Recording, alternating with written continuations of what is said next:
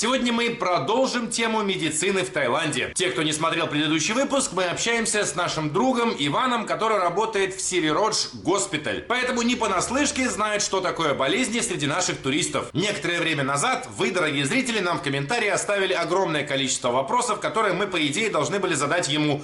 Все в одном видео уместить невозможно, поэтому, как я уже говорил, мы разбили на несколько видео. Сегодня вторая часть. Очень важные вопросы.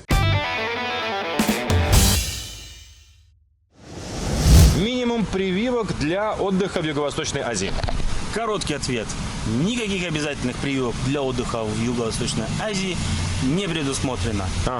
Потому что от ДНГ прививку вы в России не сделаете. Она здесь есть, но ее вообще разработали год назад. Причем вот за год ее использования пришли данные по ее эффективности. 0. Есть эффективность, но не у всех.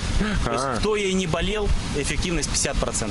А вот кто болел, 100%. Кто уже переболел один раз и не хочет по второму заходу, а ей можно болеть много раз.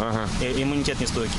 Вот кто один раз болел, на тех прививка ложится ровно, все, 100% иммунитет. Все понятно, да. Не менее 10 лет прогнозирует, опять же, потому что всего лишь год. Прошло, все понятно. Вот, то есть заранее, если никогда не болели ДНГ, ее и делать не имеет смысла, тем более искать там где-то ее в России, вряд ли она там есть. Да. Малярия чисто теоретически как бы когда-то где-то бывает, но я ее в своей жизни не встречал ни разу. То есть... Поэтому тоже не надо. Кстати, еще один момент на тему, как это происходит на Пхукете. Каждый случай ДНГ на Пхукете всегда фиксируется адрес, где произошло это заболевание. Больница подает сведения в муниципалитет, потом муниципалитет проводит обработки. То есть, может быть, кто-то даже видел людей, ходящих с такими дымовухами в масках.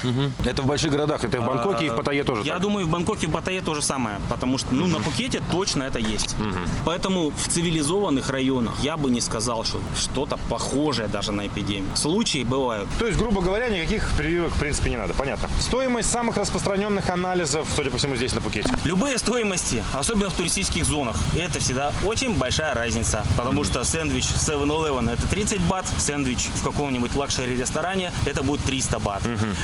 Можно найти гестхаус за 300 бат за ночь, можно найти виллу за 100 тысяч бат за ночь. Понятно. Но если брать, вот, например, у меня в госпитале, общий анализ крови 200 бат, моча 120, кал 200. Все понятно. Но, собственно, они не всегда и нужны. И опять же, их очень большое разнообразие. Да. Тот же анализ на ДНГ, например, 2000 бат. Что касается вообще оснащения тайских клиник, вот, кстати, тоже очень часто меня спрашивают, я хотя им говорю, что здесь хороший очень уровень, там международный и так далее, но вот ты как человек, работающий здесь, ты же знаешь наше оснащение вот у нас в клиниках, хотя я понимаю, что ты уже там 5 лет, по-моему, здесь или 6 лет живешь, да. И я не думаю, что сейчас за последние 6 лет там что-то кардинально прямо поменялось у нас, конечно, там Россия, Беларусь, Украина, но все-таки ты примерно представляешь. Вот скажи, уровень оснащения здесь тайских клиник? Если брать сравнительно, например, в России намного дешевле и лучше по поводу МРТ. Кругом есть.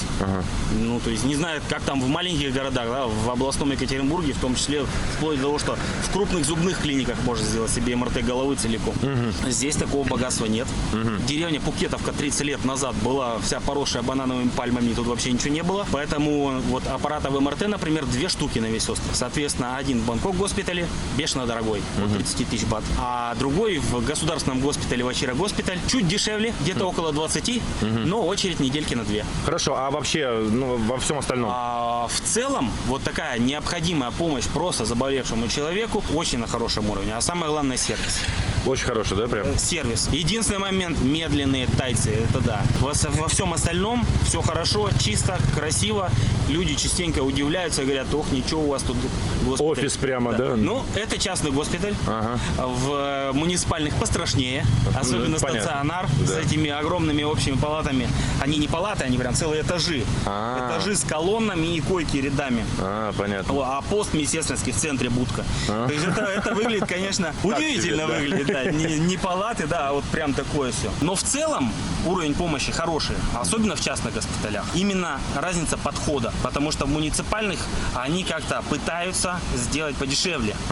Хотя, в принципе, могут и подороже, но у них как бы стандарт одинаковые пациенты, в основном это местные. В основном местные не хотят тратить лишних денег, да, и поэтому и уровень помощи доктор сразу рассчитывает минимум. Я понял.